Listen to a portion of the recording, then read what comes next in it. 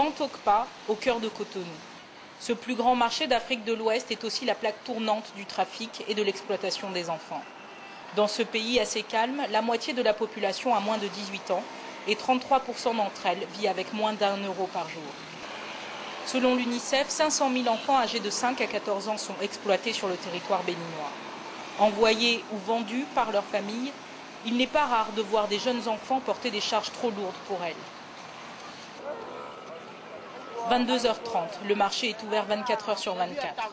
En suivant des animateurs de rue, nous rencontrons cette jeune vendeuse de manioc. Âgée de 6 ans, elle va travailler jusqu'à 3 h du matin. Elles vivent là. Il y a par exemple des filles dont les mamans sont dans le marché 6 mois, 1 an et après elles rentrent à la maison. Donc elles sont habituées à rester dans le marché et sillonner le marché la nuit pour elles, elles sont à l'aise dedans. Rares sont ce genre d'échanges. En général, les enfants fuient les animateurs qui veulent les mettre en garde des dangers auxquels ils sont exposés. Elles sont victimes du trafic parce qu'il y a des grandes personnes dans le marché qui peuvent quand même les retirer à tout moment.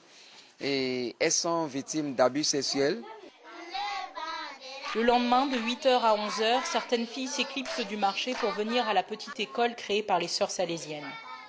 C'est l'occasion pour les animateurs de repérer les cas les plus graves pour ensuite les accueillir dans leur foyer. Qui a volé 25 ou 50 francs pour manger parce qu'elle avait faim et la tutrice l'a tapée avec du fil de fer. Donc voilà. Et son dos c'est pareil. Cette année, elles sont 270 filles. Le but de cette structure est de les réintégrer dans leur famille, mais souvent les parents sont eux-mêmes complices de cette exploitation.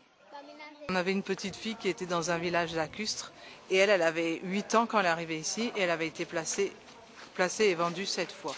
En fait, c'était les parents pour avoir de l'argent, la placer dans un endroit, la vendaient et lui disaient au bout de 15 jours tu fuis. Donc la petite elle fuyait et elle était de nouveau vendue dans un autre endroit, ainsi de suite. Et au bout d'un certain temps, la petite elle s'est rendue compte un peu du jeu de ses parents et elle a fui carrément.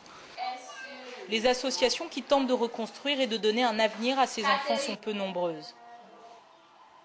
Malgré une loi votée en 2006, les sanctions envers les responsables de cette traite sont insuffisantes. Le Bénin continue d'accueillir, d'exploiter et de transiter des centaines de milliers d'enfants par an.